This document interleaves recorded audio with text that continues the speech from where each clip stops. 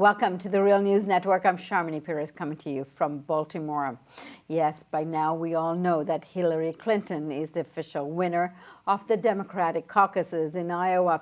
She has a very marginal win, though, 0.29%. Delegates for 6 precincts were decided by coin tosses, all of which Clinton won. Statistically, this has only 1.6% chance of happening. Now joining us to discuss these results and look ahead as well in terms of the New Hampshire primaries coming up is Jeff Cohen. Jeff is the director of the Park Center for Independent Media at Ithaca College, and he was the founder of the Media Watchdog Fair. He's also the co-founder of rootsaction.org. Jeff, so good to have you with us. Great to be with you. So, Jeff, let's have a look at what the candidates said last night before we get into analyzing them. We do not represent the interests of the billionaire class, Wall Street, or corporate America. We don't want their money. We will. And I am very proud to tell you that we are the only candidate on the Democratic side without a super PAC. And the reason that we have done so well here in Iowa, the reason I believe we're going to do so well in New Hampshire and in the other states that follow, the reason is the American people are saying no to a rigged economy.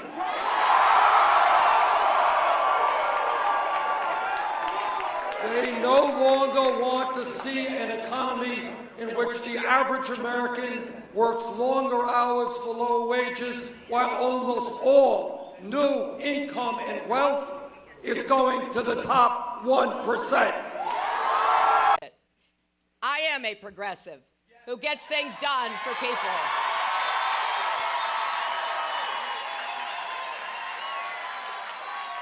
I am honored to stand in the long line of American reformers who make up our minds that the status quo is not good enough, that standing still is not an option, and that brings people together to find ways forward that will improve the lives of Americans.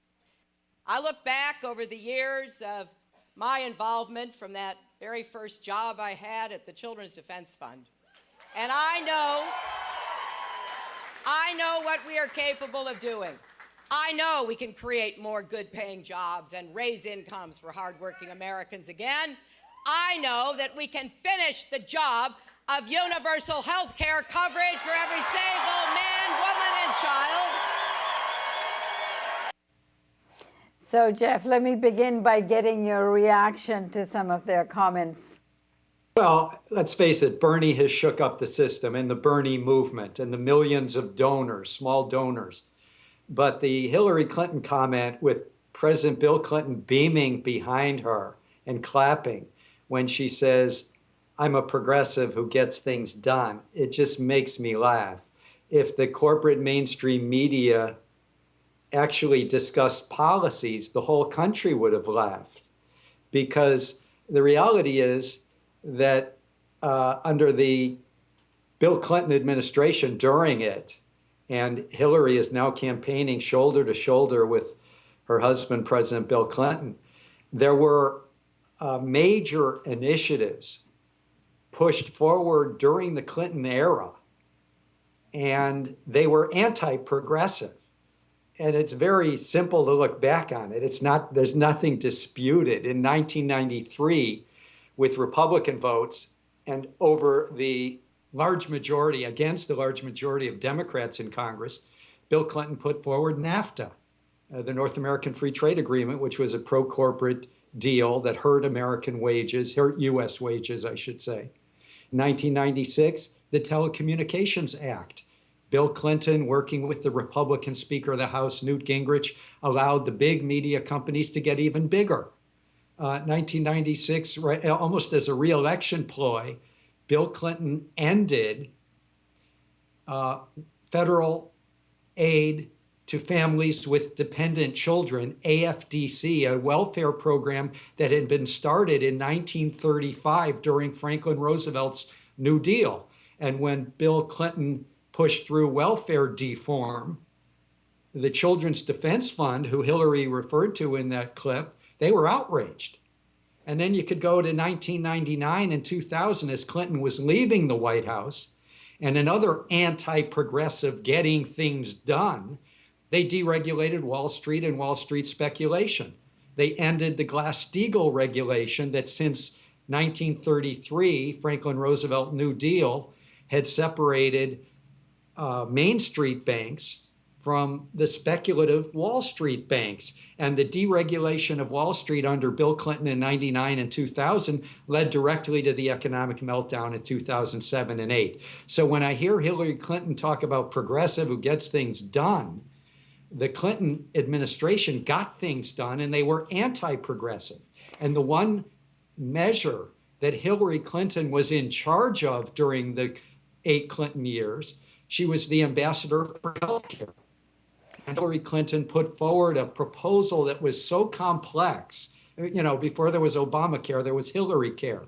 But Hillary Care was so complex with a handful of giant insurance companies running the healthcare system. It was so convoluted, it never got out of committee.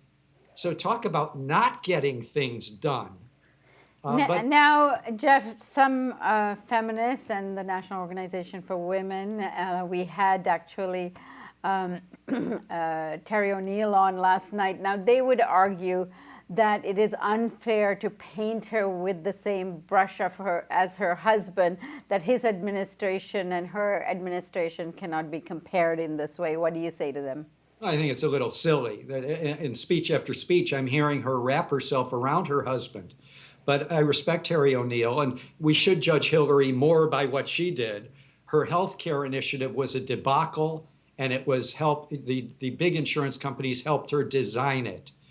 We could look at her recent positions, and she should be criticized on that. You know, the vote for the Iraq invasion. That's not progressive. That's not getting things done. The push to get rid of Gaddafi with no plan B. What do you do after Gaddafi is gotten rid of in Libya? That's on her. That's not Bill Clinton.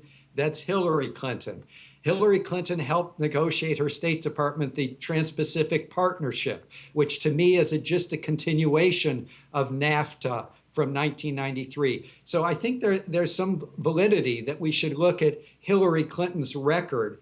But when I see her say, I'm a progressive, and Bill Clinton is standing behind her beaming, and they're going to one campaign event after another together, I really, focus, yes, on Hillary's positions, but don't forget that Bill Clinton's policies, the big policies, were done arm in arm with Republicans. They got things done for the anti-progressive side, for the corporatist side.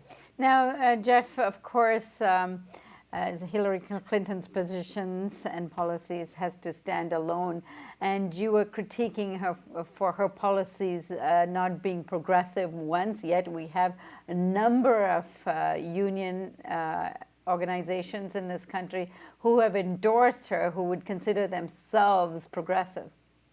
It's a great question, and it reflects what's wrong with the progressive constituency leadership. Not the masses, the leadership. The leadership of these unions are embedded with the Democratic Party leadership, which means they're embedded with the corporate elite.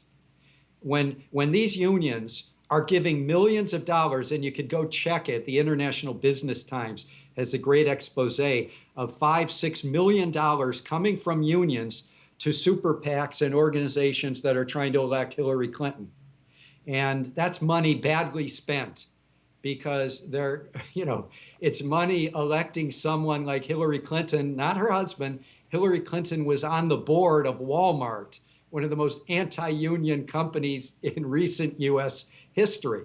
And there's other examples, the League of Conservation Voters. The League of Conservation Voters leadership is, again, embedded with the Democratic Party elite, which means they're embedded with the corporate elite, and they endorsed Hillary. And it led to just outrage among members because, as everyone knows, Bernie Sanders has got like 100% environmental record.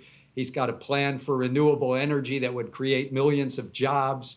He's been against the Keystone Pipeline when Hillary was supporting it.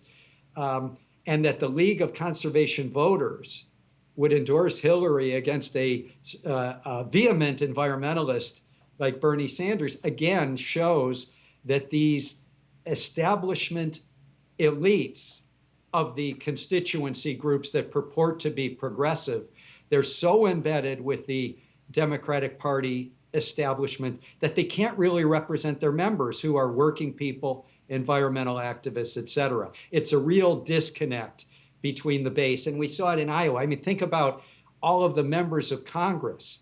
You know, Bernie, I heard during caucus day, had received 2 congressional endorsements. The 2 leaders of the Progressive Caucus, Raul Grijalva, who's a Latino, and Ellison, an African-American from Minnesota. Meanwhile, Hillary had like 140 congressional endorsers, and I think she's got dozens of US Senate endorsers. Well, what's that about? What's that about is that Hilary Clinton is connected to big money and big donors. And there was this sense up until, I guess, the Iowa caucuses that she's the inevitable nominee. So you had a lot of these people just moving toward power and toward the establishment. But the establishment is in real trouble this week. All right, Jeff, we're going to do a second segment where we're going to take up other sorts of endorsements, for example, the NYT, that's the New York Times. Jeff, thank you so much for joining us. Great. Thank you. And thank you for joining us on the Real News Network.